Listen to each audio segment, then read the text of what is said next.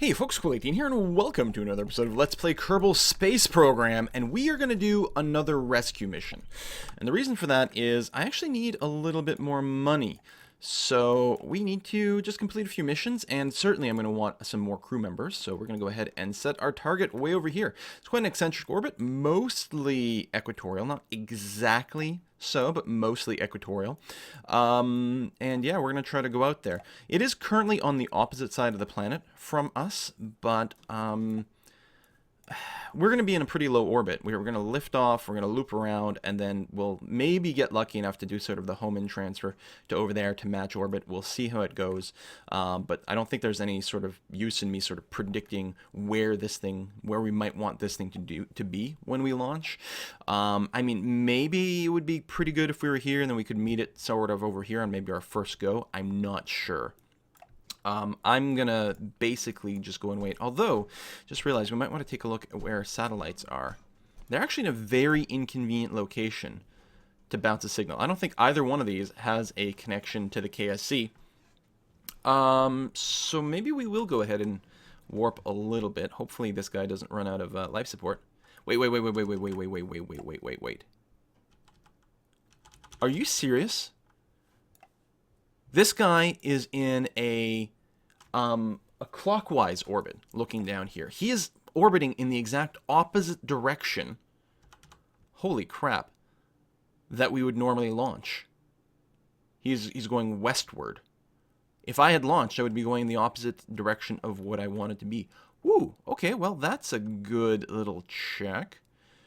So I'm just going to wait. Okay, so if we launch, well, let's go ahead and wait another tick. Because what's going to happen, there we go. Now the KSC is on the correct side for the satellites. We will have good signals to bounce off for a good long time. So we want to launch westward. Crazy. This is the same rescue ship that I used last time, except now we have fuel valves, so we get a little bit more efficiency. And I did change the staging, so everything's going to go right away. We could have done a bigger redesign, but, you know, it was a little easier to just use things as is. So we're going to use the flight computer, of course. We're going to start in kill acceleration mode, and we're going to set our heading to be 270 instead. We're going to be westward, and we'll be ready to go with our 10-degree pitch over there.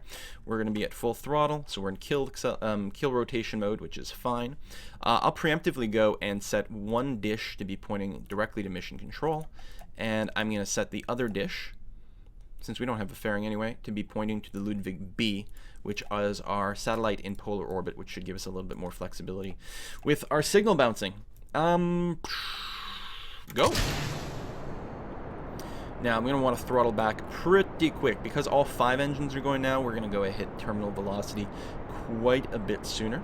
We're hitting 100, so I'll go ahead and do my roll when we are going westward, which is slightly less efficient because the planet rotates towards the east. Therefore, any departure towards the east will be giving you basically a little bit of a kick to get started. I'm going to go ahead and bring us down to about 2/3 throttle. We are going to start to see some Mach effects right now-ish, regardless, well, about 300. And we'll try to minimize that kind of drag. We could push through it, but then we might get heat, yada, yada, yada. So we'll just wait for it now. Sky looks pretty. Nice Milky Way going on over there. And yeah, we are launching westward, which is so weird. Never do that. But there we go. We can pitch over certainly a little bit more. Again, I'm going to try to be mostly steep here so that we keep a good connection to mission control just in case. Plus, I'm not trying to reach like minimum orbit. I'm actually trying to there we go, throttle back a little bit more. I can actually get into a very, very, very high orbit here. Because I actually have to get quite high. Now, the lower the orbit, there's still a bunch of efficiencies. Okay, let's go to full throttle, because we're just about to stage and release those guys. Still no parachutes on there. But with the new model, it seems like they burn up really easily from this thing. Okay, we can go to, 45 degrees at this point.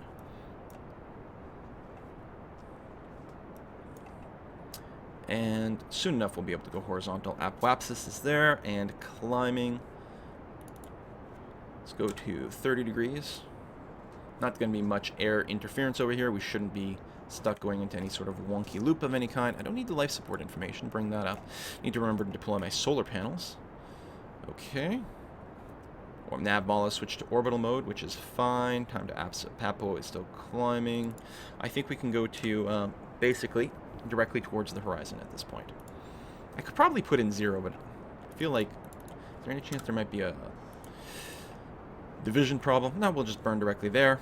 Time to apoapsis is actually shrinking and probably too fast. So let's go ahead and bring that up a wee bit.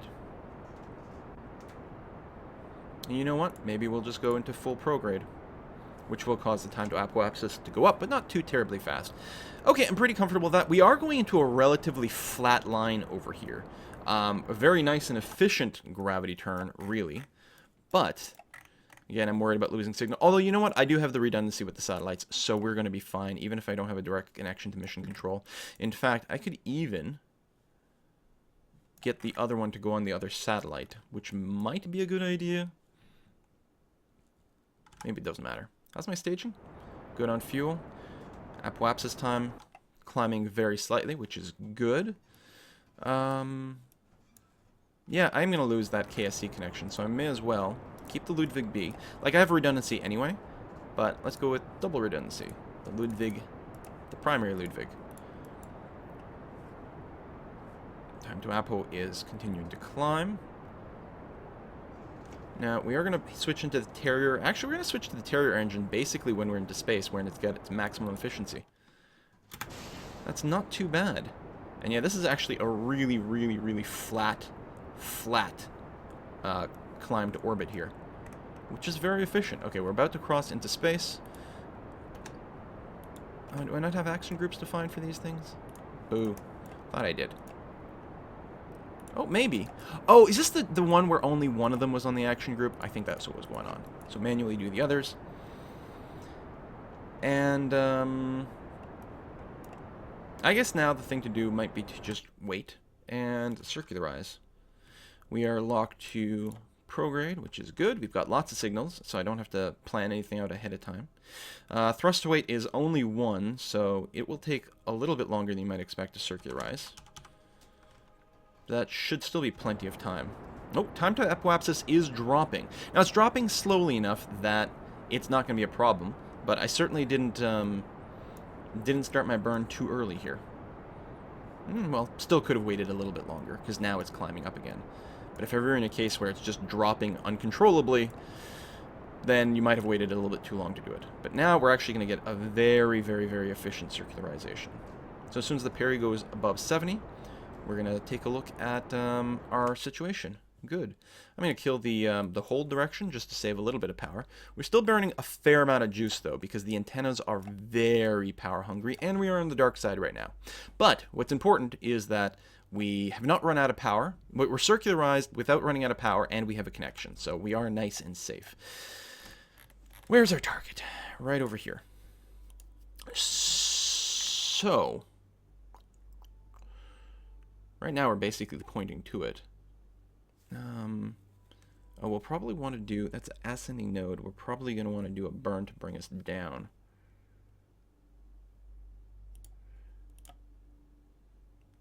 But also,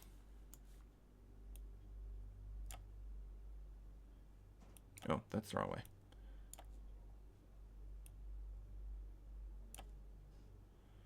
.6,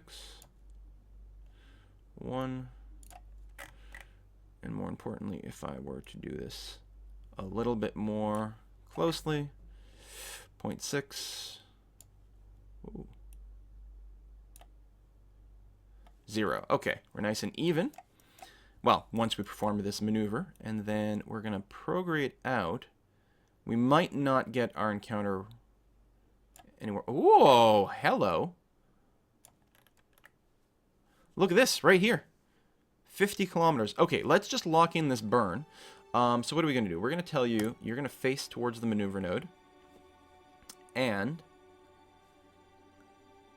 execute the next maneuver. So in a minute, they're going to start their burn. It's going to perform this maneuver and end up here, and then we might do a little semi-manual tweakifying.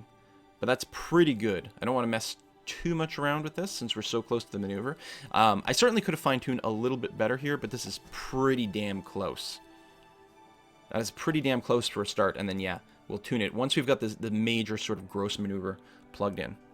Okay, we still have a signal, but even if we lose the signal at this point, which is entirely possible, just so happens these two satellites are right next to each other, so we're not getting really good orbital coverage, but that's okay. Even if we lose the signal, we've already got all these maneuvers plugged in. We've told our flight computer to point towards the maneuver node, and after this countdown happens, it will start its burn. And it does correctly start to burn partially before the node, and it will finish it after the node. It's a pretty long burn. We have lots of delta V left. And there we go. Man, I'm so happy I noticed that this guy was in a westward orbit. And yeah, I almost certainly could have done this a little bit cleaner here, but it's not going to take that much delta V to make a minor adjustment once we do this. I just, you know, because it includes the inclination change at the same time, I felt uneasy to do it. I gotta stop, like, you know, being scared of this stuff, because this is where my inefficiencies come in. I'm like, okay, I don't want to mess with it. I'll accept the fact that I'll sort of overkill a little bit of the delta V, yada, yada, yada, and do that. And yeah, we are going to lose the signal once we get beyond the planet. And honestly, I did have a limited amount of time to sort of plot this maneuver, because once everything was locked in, there was what?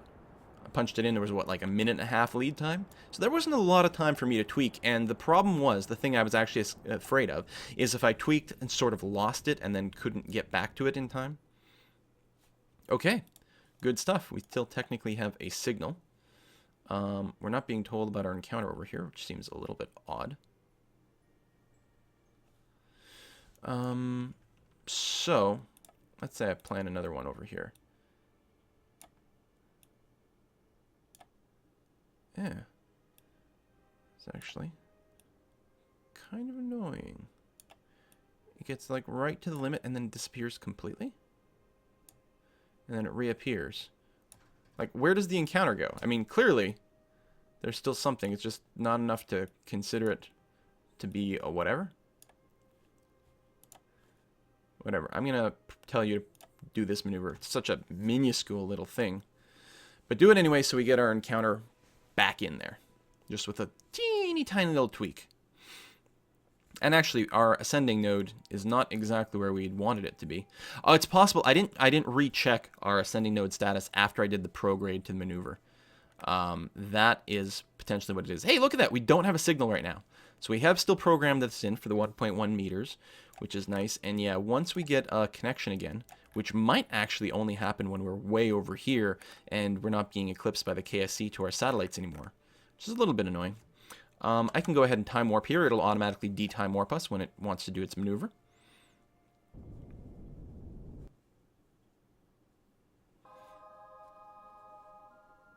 Alright, well, considered that to be a thing. It's interesting that it's not completing the maneuver with the maximum possible precision, but that's alright. It's in kill rotation mode, which won't use much power. We are on the sunny side, so that's fine too. Let me do a quick little save before we time warp to around here. Again, I wish that the Kerbal alarm clock had a mode where it could time warp, or something had a button to time warp until I have a signal again. And there might be a feature for that, but I can't find it. Okay, so we are going to get an approach here. And right now, what is it thinking it's going to be? It's not going to tell me? 86 kilometers. Okay. And that's with us being ahead. So let's plot out some other kind of maneuver over here. So prograde and retrograde might do stuff, but also radial and anti-radial at this point, which might actually be better.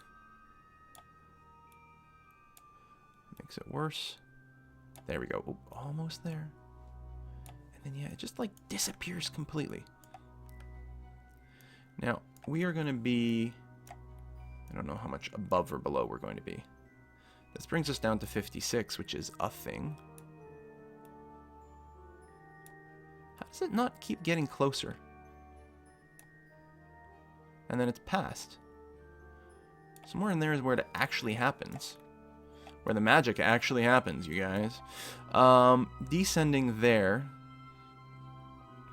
So once there, we'd want to ascending. I think if we just do this, we'll get close enough, we might just be able to do a brute force or something of that nature.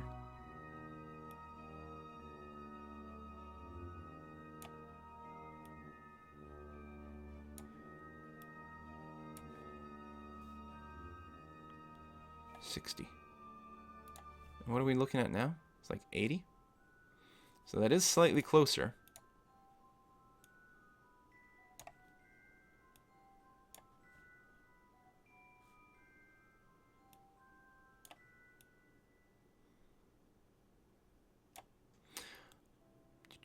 I think it's because we're not really meeting at a tangent is the problem. Ideally, we'd like to meet there.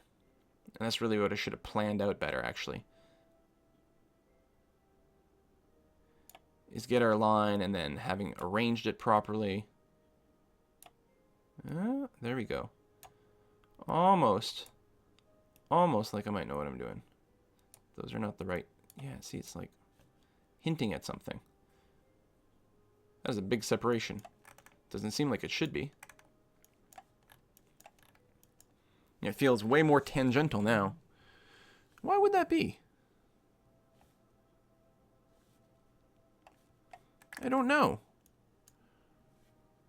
What might be handy at this point is MechJeb has a maneuver node editor, just so that I can punch in numbers a little bit more precisely here. Let me see here. That sends it further apart.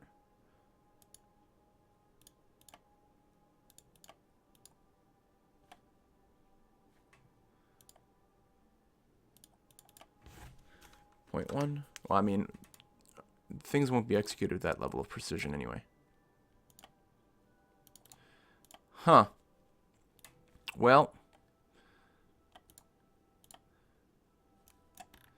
I don't know, you guys.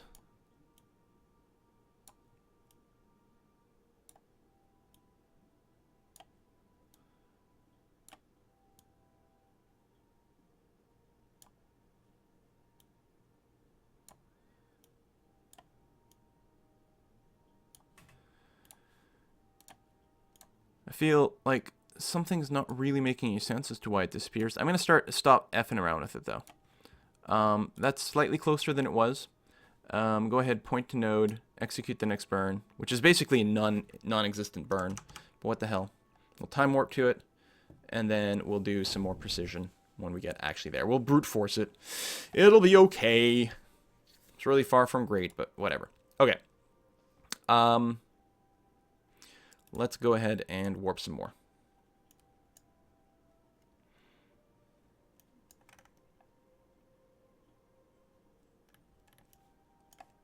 So there's the capsule.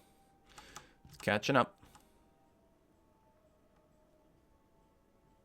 And at this point, even though we have like a shorter time to orbit, it's going much faster than we are because it is in a much higher orbit, of course. Okay, so now that I'm here, I might be able to...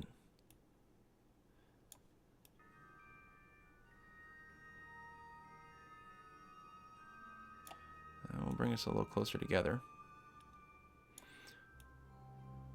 There we go. 1.7. Yeah.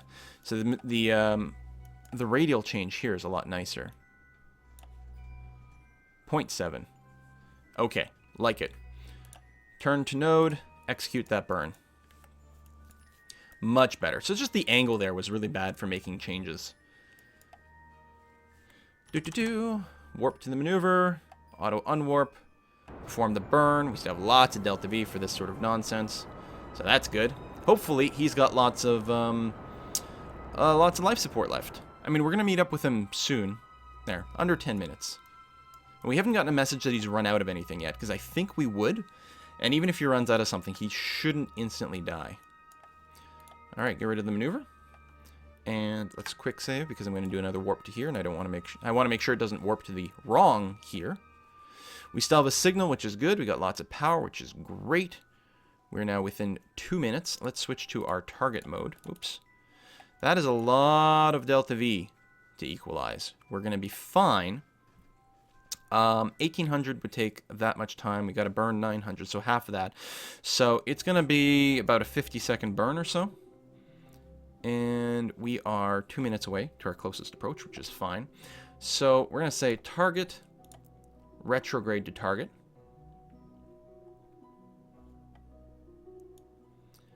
100% burn for 45 seconds. We have plenty of signal. Yes, good. Time to the closest approach. So we're going to wait until we are... Well, actually, literally, like, well, maybe a minute away. I'll do this. We should still be moving, I think, relative to the target. Suppose I could do a safer burn. I can do 40 seconds with a minute left, and then we'll evaluate. Just kill as much relative speed as possible here, but not completely stop. I will probably have to go into a certain amount of manual targeting for the final approach, but it's fun to use the flight computer as much as possible here. We are... Okay, let's perform that burn. 40 seconds. There it goes. Target speed is dropping. Cancel. Actually, F during counter. Which makes sense. Well, not really. Okay, we're still facing against the target. And yeah, as long as we continue to burn retrograde to the target's velocity, I actually should have just accepted it. What it's going to do, it's going to match our orbits. I have no idea why the markers went away, and I shouldn't have, like, again, I shouldn't have chickened out when that happened. Because it is just going to match our orbits here.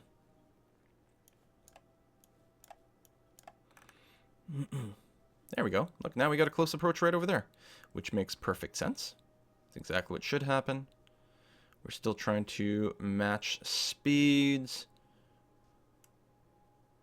I don't have to burn everything right now,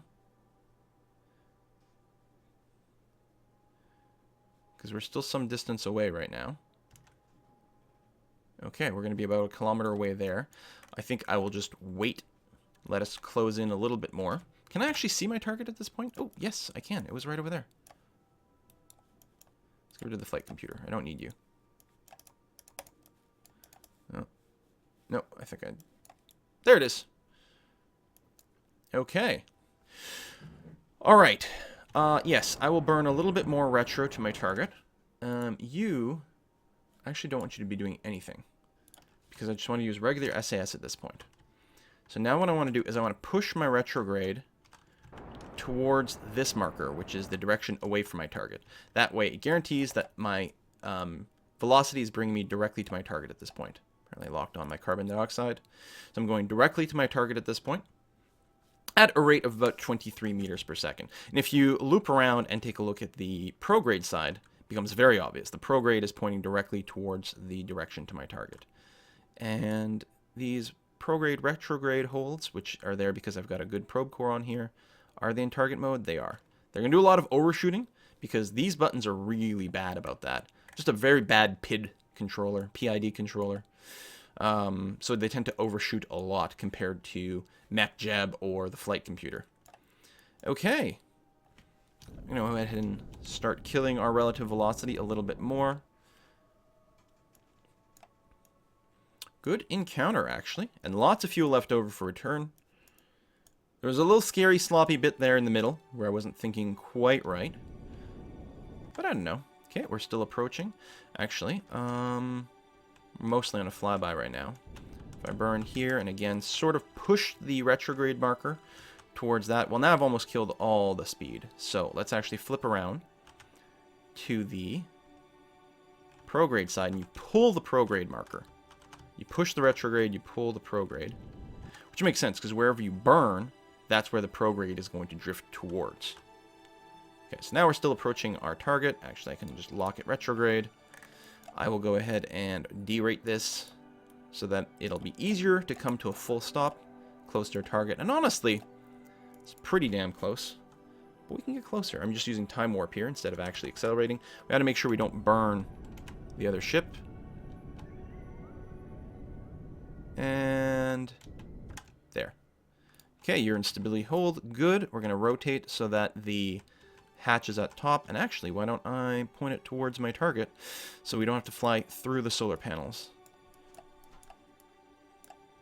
And pitch down a bit so it's level.